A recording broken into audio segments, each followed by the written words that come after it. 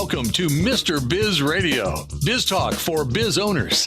During the next half hour, Mr. Biz, Ken Wentworth, a leading business advisor and two-time best-selling author, will cover topics that'll help business owners run their companies more profitably and more efficiently. If you're ready to stop faking the funk and take your business onward and upward, this show is for you. And now, here's Mr. Biz, Ken Wentworth.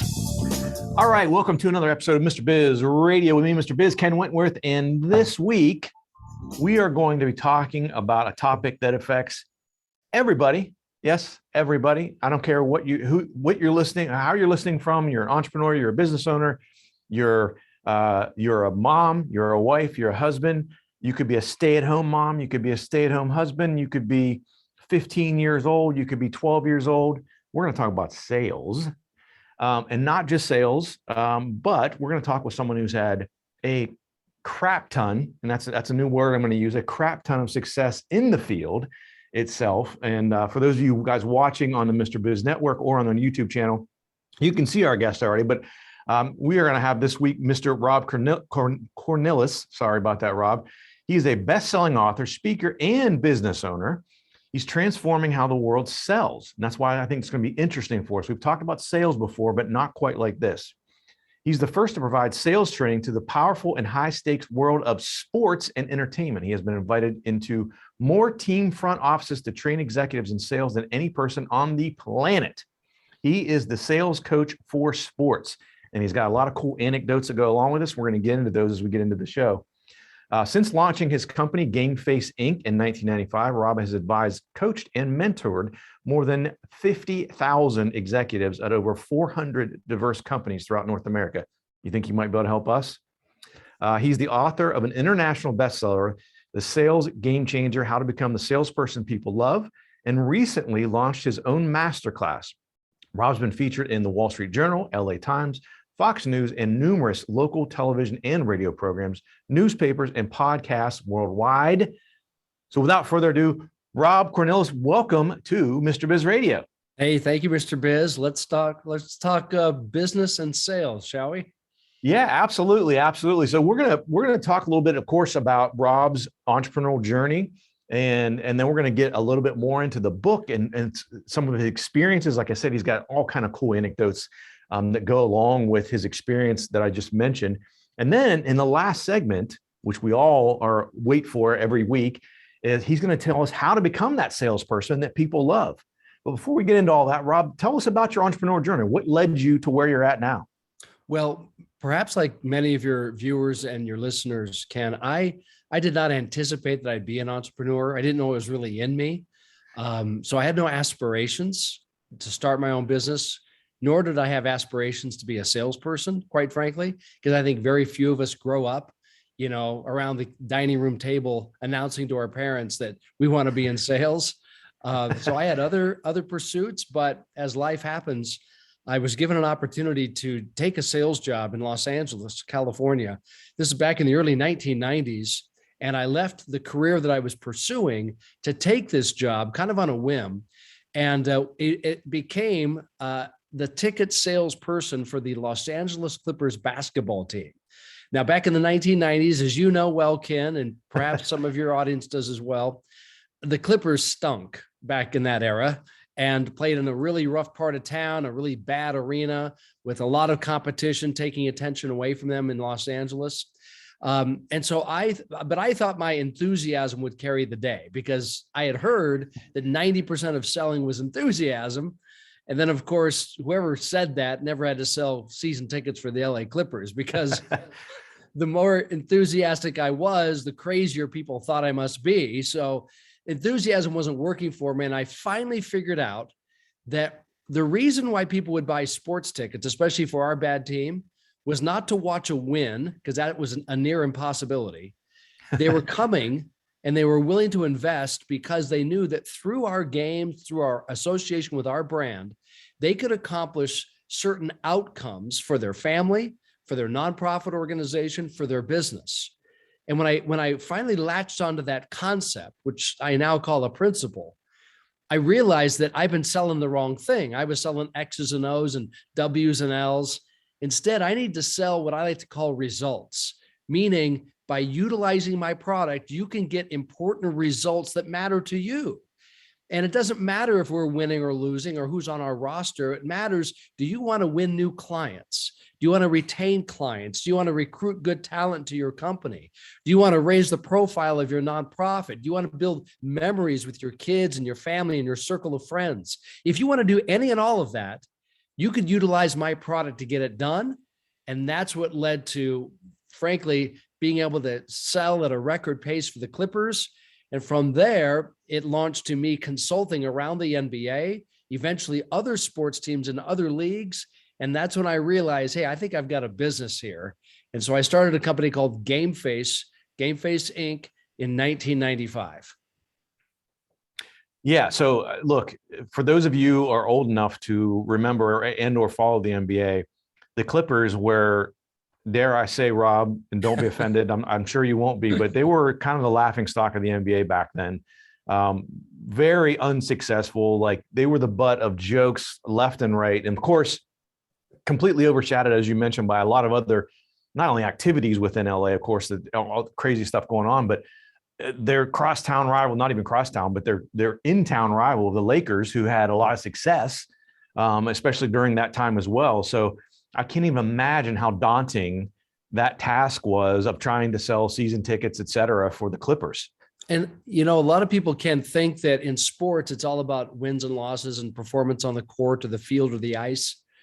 But what I learned is, while that's important, it's not the main reason people continue to go to sporting events.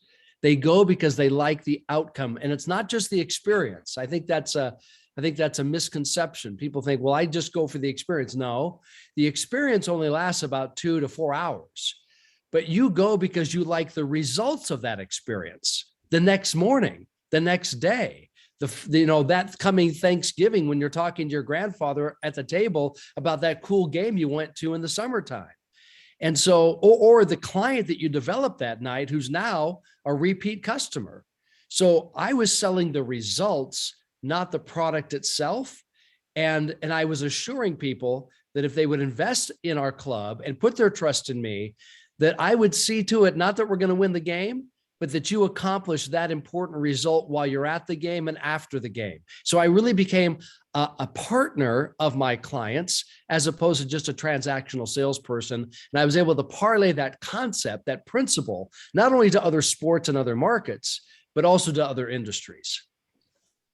Yeah, it makes perfect sense. I know we're running short on time for the segment here, but a couple examples that I can think of off the top of my head of entrepreneur folks in the space of a person like Jesse Itzler, who I talk about on the show a lot, that he was starting Marquee Jets and he bought season tickets to the New York Yankees when they didn't have money to do it. But he said, you know what, just what you're talking about, Rob, it's the experience. It's the being able to offer third base seats, I forget, second, third row, something like that, really good seats, and the business. And he said, that's the best investment they ever made. He said his business partner thought he was crazy. Like, we don't have the money for this. How are we going to make it happen? He said, I just know I can make this happen because, again, just like you're talking about, the results that he can conjure up from those seats and being able to invite people down and things like that were very, very profitable for their business. So just one example, I think, that just illustrates what you're talking about, Rob. So again, this week we're talking with Rob Cornilles of GameFaceInc.com. Go out to GameFaceInc.com. We're going to hit the break here, give the Mr. Biz tip of the week, and then we're going to continue talking with Rob about how to become the salesperson that everyone loves. Business owners have a continually growing to-do list with little time for revenue-producing activities. With Check Off Your List and their experienced team of virtual assistants, you can focus on growing your business. Visit checkoffyourlist.com to learn how Check Off Your List's skilled team can handle your day-to-day tasks like social media, bookkeeping, calendar maintenance, and much more. Contact Check Off Your List at checkoffyourlist.com or call 888-262-1249 to see how their virtual assistants can help you live to work rather than work to live. Thank you for listening to Mr. Biz Radio. Did you know our show airs 7 days a week for more than 30 hours now? If you are in the B2B space and would like to reach thousands of business owners every week, including our more than 250,000 social media followers, our thousands of daily internet radio listeners, our email list fans, and Mr. Biz Solutions members, email us at info@MrBizSolutions.com to become a sponsor. Tap into Mr. Biz Nation to help grow your business. Check out both of Mr. Biz's national best-selling books, Pathway to Profits and How to Be a Cash Flow Pro on Amazon. Now, once again, here's Mr. Biz. All right, welcome back to the show. And as we always do at the beginning of the second segment, we give the Mr. Biz tip of the week. And this week's tip is a new one. I actually learned this or heard this, I should say, from oddly enough, Jesse Itzler, who I mentioned at the end of last segment. But he talks about when you're establishing goals and when you break down your goals, establish a weekly goal approach. And what it all boils down to is when you have an off day, we all have off days now and again, right? Some more than others, right? But when you have an off day and you don't get done what you needed to get done that day, don't sweat it. You got 6 other days with this weekly approach. Instead of course, you need to set daily goals. You break down your monthly to weekly to daily, et cetera. But when you have a bad day or something comes up, it could not even be a bad day. Just, family stuff happens, an emergency, an accident, something like that happens and derails you from attaining your goals that day. Don't worry about it. Recalibrate for the rest of the week. You got the rest of the week to figure that out. And with that weekly goal approach, it helps you from getting too down on those days when you maybe fall short. And those are going to happen. So that is Mr. Biz tip of the week. Basically courtesy of Jesse Itzler. Love that guy and follow him pretty closely. He's got a lot of great things to share. If you don't follow him on social media, I definitely would recommend that. But let's get back into talking this week's guest, Rob Cornilles. Rob, so talk a little bit about now how you help folks. So we mentioned at the outset in the introduction all of the different businesses, obviously in the sports world, as well as other businesses as well that you help. But what does it look like when you work with an organization? Well, first of all, can I just comment on your tip of the week? Sure, absolutely. Because I just love what you said and love the wisdom that comes from Jesse. But, I want to just parlay that into a sales scenario. In sales, sometimes we get down because we lost the sale today. Someone, after working with them for days or weeks, they come back to us and said, you know what, it's just not going to happen. So sorry. And we think all that effort has been wasted. But one of the things that I like to really try to impress upon our clients and those that I work with is this: no is not forever. No is for now. So when you get a no in sales, don't look at it as the end. Look at it as just, this is on pause, right? A no is a dormant yes. It's I'll be a little flowery with you here, Mr. Biz. It's like a flower that hasn't sprouted yet. And so if you continue to water that seed and give it nutrient and give it light, and give it some tender care, I believe that the law of the universe is that eventually it's going to come back and it's going to blossom into a sale. And so that's why you continually follow up with your prospects. Hey, I know that 3 weeks ago it wasn't the right time for you, but some things are changing here in my business, and I'm sure they are in yours. I wanted to circle back with you and share with you some new things I think might be helpful and see if this might be a better time for us to work together.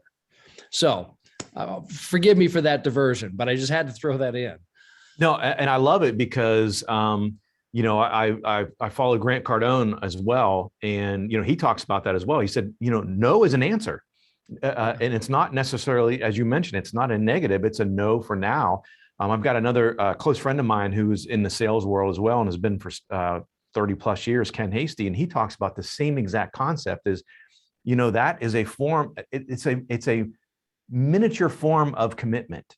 The commitment is no for now, but they didn't throw you out on your ear. They didn't, report you to the police. There's nothing crazy there. They're at least, they know your product. They know what you're offering. So there's something there. And so, going back to make a little bit of humor out of it, the movie Dumb and Dumber, I'm sure a lot of people are familiar with that, but Jim Carrey says, the woman's like, oh my gosh, I would never go out with you. You're terrible. You're this, you're that, all these negative things. And he said, so you're saying there's a chance. Yeah. And I think that's kind of plays into what you're talking about here, Rob. Yeah. She said 1 in a million. And he took that, right? And so, that kind of philosophy is what we've taken. We certainly started in the sports world 26 years ago. And especially in sports, when your product is never good enough for the local market, and it's always, what have you done for us lately? And so we really focused on, demonstrating that through my experience at the Clippers, if you sell results as opposed to just focusing on your product, that's something people agree on. If you just focus on the product, it's something that people can easily dispute and debate, et cetera. So we parlayed that idea into a business. So now we work with companies large and small, startups, as well as enterprise businesses, international as well as domestic. We go in and we try to establish with them a stronger sales culture. Now, a sales culture means a lot of things, but the first thing we do is we try to identify what the imperative product is that company has, whether it's a service or a product. And then anything that's ancillary can only be positively affected or impacted if that imperative product is being sold properly. So we really dive down into that imperative product to make sure the sales approach, that it's addressing prospects' needs, and more specifically, the results that they're clamoring for every single day. We identify what those are. We help the client do the same, of course, and then we create messaging around that. And then we come in through sales training workshops. Increasingly, they're virtual, but obviously for years we've been doing live as well. They could be one day, they could be multiple day, they could be in a natural routine over the course of months or even years. And that is how we work with our clients, from sports teams who are just won the championship, who need to stay on top, or teams that nobody likes, or companies where their product is faulty, or their brand has been damaged in some way, or they're just launching and need to establish that proper messaging, that proper sales culture from the get-go.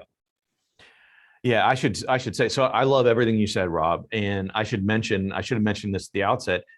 When Rob and I first talked about having him come on Mr. Biz Radio, he had me at LA Clippers because they've been successful the last, decade or so in the NBA world. But again, as I mentioned way back then, I thought, oh my gosh, if this guy could sell Clipper stuff back then when they were so unsuccessful, he has to know what the heck he's doing. And you can't, as you mentioned, no matter what, the results on the court, the field, the ice, et cetera, are kind of almost never going to be good enough, right?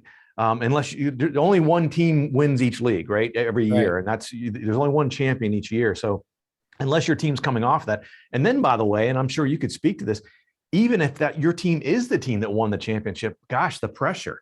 God, we have really to take advantage of this situation because we are the champions. So how do we push even harder to continue to build that brand? And meet people's expectations, right? Because unfortunately, it's what have you done for me lately? So what we did is not only build this program, this game-faced way of selling, but then during the COVID era, we've been able to take our years of experience working with such diverse brands and such diverse salespeople, from new salespeople all the way to seasoned veterans. We collate all that experience and all that we've learned from them and all that we've tried to train them in and put it into the Sales Game Changer, How to Become the Salesperson People Love, the book that came out in 2021, which fortunately has become an international bestseller. Yeah, so I want to mention that as well. And you can see it over Rob's shoulder, but we're going to talk a little bit more about that because he's going to give us tips on how to be a sales game changer and become that salesperson, because salespeople get a bad rap, right? You got the push and the pull, right? You got the pushy, cheesy salespeople sometimes, and then you got the people who are too passive.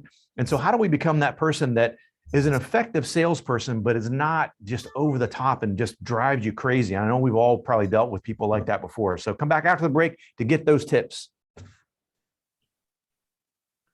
Are you ready to automate your business? Automation is the key to scaling a business and building wealth. It's also one of the most difficult things for a small business owner to do on their own. If you're looking for help with automation, Pulse Technology CRM can help. We have an exclusive offer for Mr. Biz Nation. We will build everything for free, even if it's a sophisticated funnel. Visit thepulsespot.com/Mr. Biz for this exclusive offer. If you find listening to Mr. Biz Radio is helpful, imagine having live access to not only Mr. Biz, but also 5 other trusted business experts. It's true. You can have live access to your very own CFO, plus a business attorney, a website and digital marketing expert, a sales and growth guru, a financing professional, and a customer experience master. Visit MrBizSolutions.com to learn more. Join Mr. Biz Nation at MrBizSolutions.com. To submit questions to the show, email them to info@MrBizSolutions.com. Now, once again, here's Mr. Biz. All right, welcome back to the show. We're talking again this week with Mr. Rob Cornilles, and you can find out more about everything that we've already talked about and what we're going to be talking about at GameFaceInc.com, GameFaceInc.com.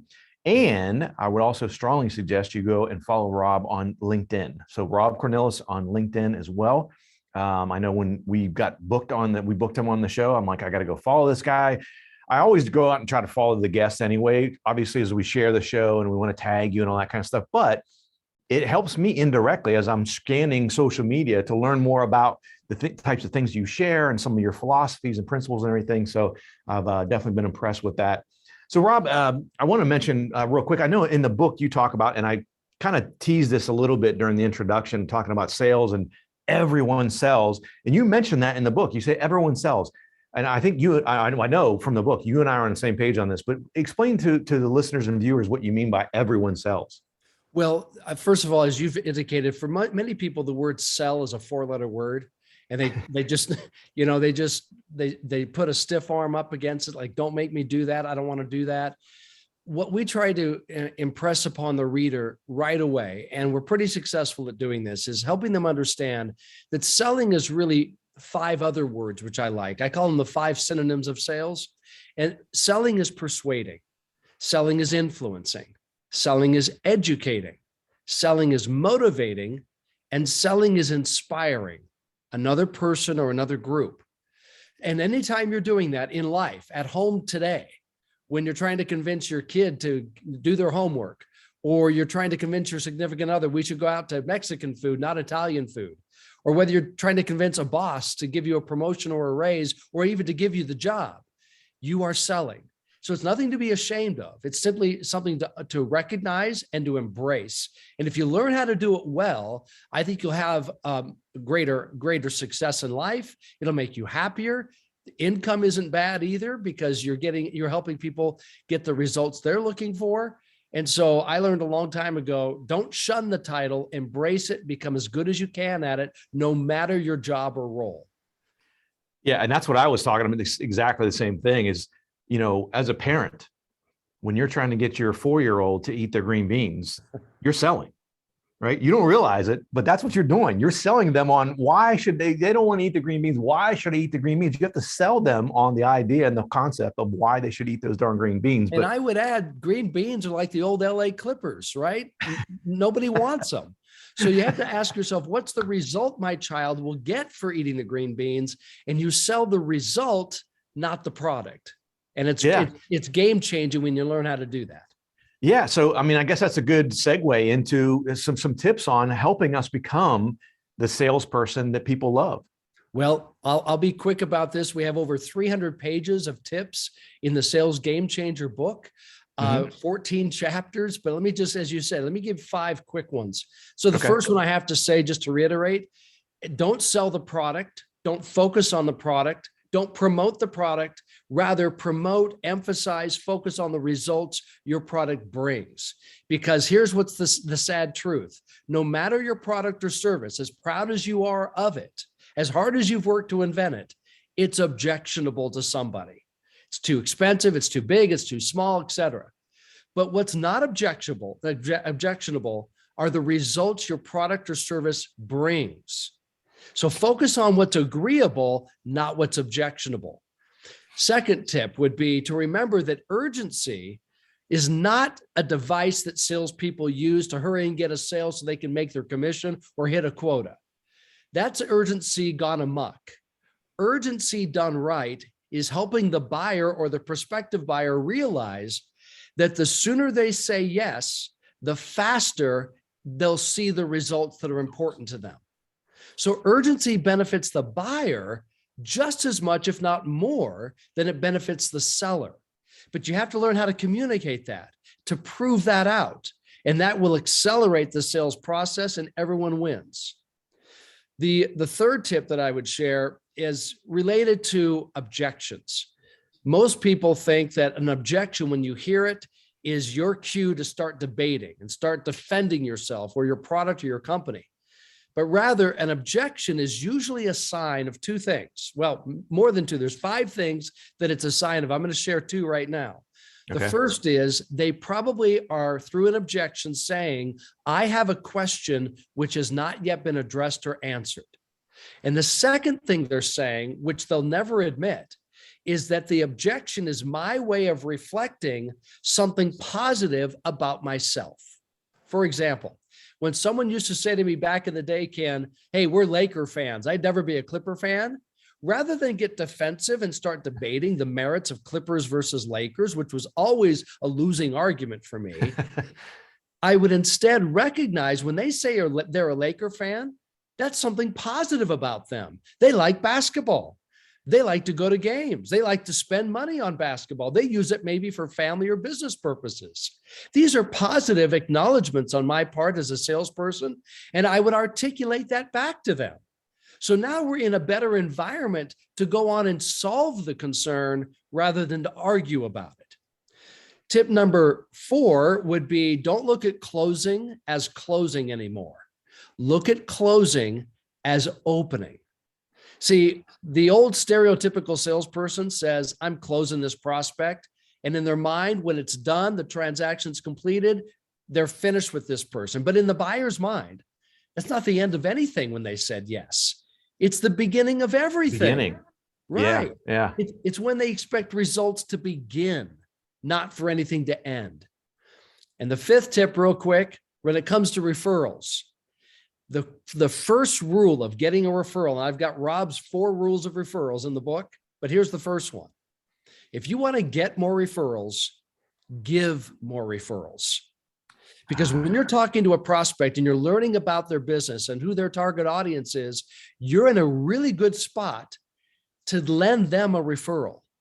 And if you do that, they are more likely to reciprocate and share a referral with you. So people think, well, that's not my job to give referrals. My job is to get referrals. Well, this is the quickest way to do it, is to put your attention on them, and the laws of the universe will come back and reward you with a referral yourself. Makes all the sense in the world. I mean, that whole rule of reciprocity is alive and well for sure in the world. I mean, you think about it, and it sounds, there's a lot of syllables there, and people go, "Oh my gosh, reciprocity!" But if you think about it, it's the ultimate win-win. The way I look at it, Rob, in that you're giving someone something and without expecting anything in return, but often, now that you received something, the customer, whoever it may be, has received something from you, they want to help you as well. I mean, think about it when in life, when someone does something for you, especially unexpectedly, you almost feel obligated in some ways, not in a negative way, but gosh, this person helped me. I want to try to help them as well. That's right. And even if in those unusual circumstances, when they don't reciprocate, I believe if you have that mentality, somewhere, and by someone, you're going to receive a referral when you least expected it. So if it's a new way of looking at referrals, it's refreshing, it's exhilarating, it's transformative, it's really game changing if you're not getting enough referrals today. I love it. So again, check out. So we've been talking this week with Rob Cornilles. You can find out more at gamefaceinc.com. Again, gamefaceinc.com. Check out his book, The Sales Game Changer, and follow him on LinkedIn as well. Rob, gosh, I can't believe the time has flown by as quickly as it has, but you've shared tons of insight. I've got a whole page of notes here for myself, selfishly. So I really appreciate you coming on the show and sharing all your insight with Mr. Biz Nation. Well, I thank you. I congratulate all your listeners and your viewers for their pursuits to as entrepreneurs, as business people. I wish them well. Reach out to me. See if I can be of any service to you. I'd love to contribute in any way I can. Sounds good. Thanks again, Rob. And guys, thanks for watching. Don't forget, cash flow is king. Are you ready to This has been Mr. Biz Radio. To learn how to become part of Mr. Biz Nation, visit MrBizSolutions.com. For access to free weekly content, subscribe to the Mr. Biz YouTube channel and follow him on Facebook, LinkedIn, Instagram, and Twitter. To listen to archive shows, you can find them on the Mr. Biz Solutions website.